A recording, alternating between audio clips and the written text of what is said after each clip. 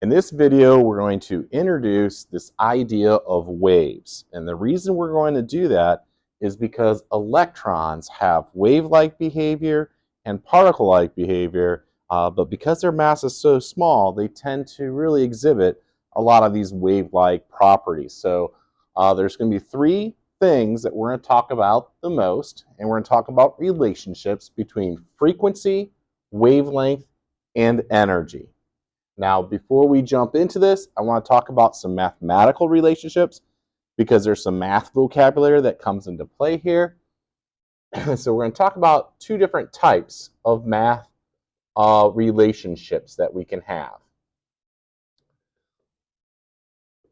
One of the math relationships is as maybe x goes up, y goes up proportionally.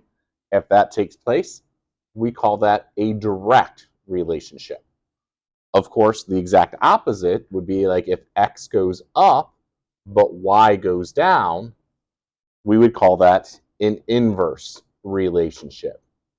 So I'll be using these terms of direct and inverse throughout the lesson to talk about the mathematical relationship that exists between frequency, wavelength, and energy. Couple other pieces of vocabulary before we begin is the type of variables that are used to describe these. Okay, for example, for frequency, we're going to use the Greek letter nu, which kind of looks like this. It's a Greek letter that represents frequency, and the units for frequency are going to be 1 over seconds, or what we call a per second. For example, if this was a meter, it would be meters per second. In AP in college chemistry, a lot of times you'll see this per second labeled as seconds to the -1. So that's probably what I'm going to use here. As far as wavelength, it's another Greek letter. It's going to be the Greek letter lambda. And the way you draw a lambda is like this. So we got nu and we got lambda. Of course, this is wavelength, so just like any other length, it's going to be measured in meters.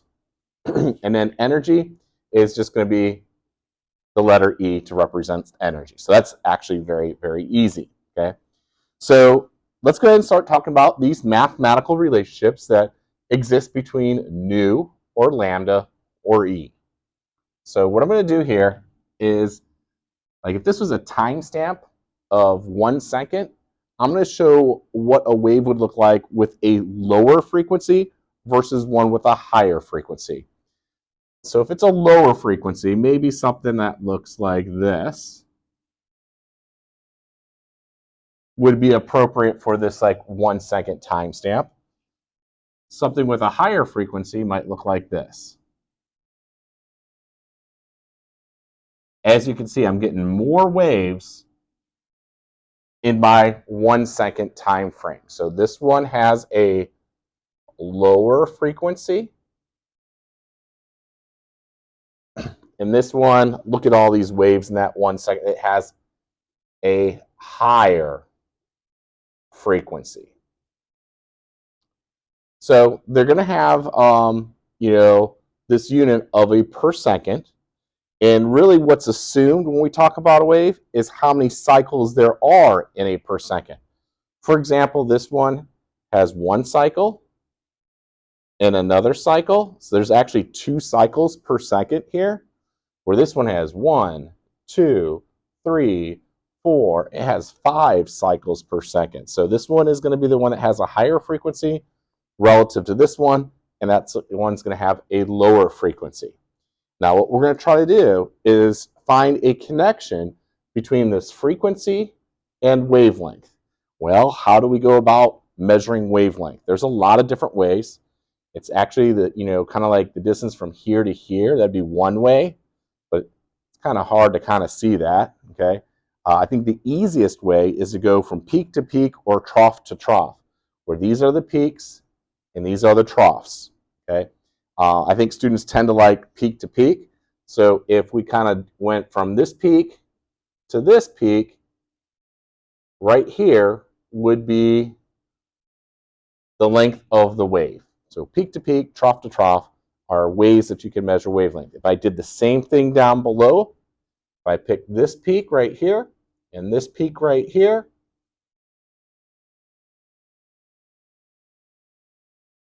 this would be the wavelength for this particular wave. So I ask you, again, I want you to think about this, what type of relationship is existing between frequency and wavelength when you analyze each of these waves? Well, I hope you'd say this.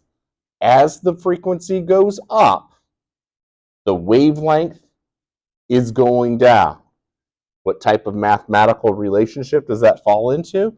Well, as one goes up and the other one goes down, would be an inverse relationship. Okay, there's an inverse relationship that exists between frequency and wavelength, and that's worth writing down. Now, if you're in the AP level, you get this equation sheet, okay, and under atomic structure right up here, you're going to see an equation that shows this inverse relationship between frequency and wavelength, and it looks something like this. C, which is a constant, is equal to wavelength times frequency. Now, this C is a constant, and I'm going to write down the number 8, even though that C doesn't equal to 8 right now. I'm just going to use easy numbers to try to prove a point. So let's say that C is equal to 8, and always equal to 8 because it's a constant. My question to you would be, well, if wavelength is 1, what would frequency have to be? Well, 1 times what number equals 8 would have to be 8. If I put a 2 there, then it would be 4. If I put a 4 there, then it would be 2.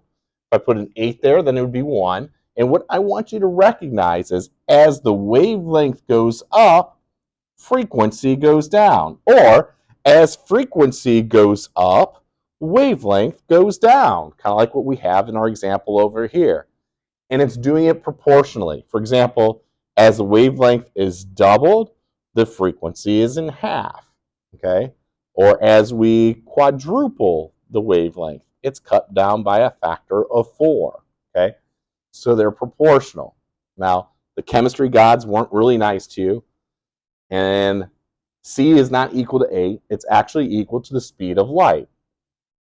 2.998 times 10 to the 8th power meters per second. Remember, that's our unit for per second. I know a lot of people are used to seeing the speed of light like this as meters per second, second being in the denominator. But when you get to college, and if you're taking AP, this is the way they do meters per second a lot of the times. But as long as we have this constant, basically, if we know one of them, okay, if I give you the wavelength, you should be able to figure out the frequency. Or if I give you the frequency, you should be able to figure out the wavelength by using this equation. So let's kind of give it a shot, okay? Let's say I had some yellow light that had a wavelength. So I'm going to put yellow light that has a wavelength of 589 nanometers. Well, that's a wavelength. So if I'm giving you the wavelength, you should be able to figure out the frequency. The problem here is that the wavelength is in nanometers, but my speed of light is in meters per second. And we call that a problem that has unit inconsistency. So what we need to do is we need to get those units to match up. And there's 2 ways you could do it. You could change this number that's in scientific notation from meters per second to nanometers per second, something that has 2 units, or you can simply convert the nanometers to match the meters that are over here. Either way, match this to this or this to this so that the length part actually cancels out. For me, those are my 2 choices, I'm going to stay away from the number in scientific notation with 2 units and deal with a standard number with just 1 unit. So I'm going to convert the nanometers into meters by knowing that there's 1 times 10 to the 9th nanometers for every 1 meter. And when you do the math here, you're going to get 5.89 times 10 to the negative 7 meters. If you don't know how to do this dimensional analysis, I have a video that will walk you through that. So once again, if you do not know how to do that portion of the problem, that information is in a previous video called dimensional analysis. and I'll make it a link in the description. Okay, so now that we have this length in meters, and it's going to match here, we're going to use this equation, and we're going to solve for frequency. And the way you solve for frequency is by dividing by lambda on both sides. So it's the speed of light divided by the wavelength, or lambda. I'm going to plug in my number for speed of light, which is 2.998 times 10 to the 8th power, and that's meters per second. And I'm dividing that by the wavelength that I just converted into meters, 5.89 times 10 to the negative 7 meters. And as you can see, the meters are going to cancel out, and I'm going to be left with per seconds, which is the proper unit for frequency. So when I plug that into my calculator, I am going to get 5.09 times 10 to the 14th power per seconds. Okay, so from the wavelength, I was able to calculate frequency. Okay, and what I'm going to end up doing is I'm going to use that frequency then to find out what the energy is. Okay, and once again, I'm going to use my AP equation sheet, okay, to look up that equation. Okay, if you're not in AP chemistry and you're in college chemistry, your professors might have you memorize this.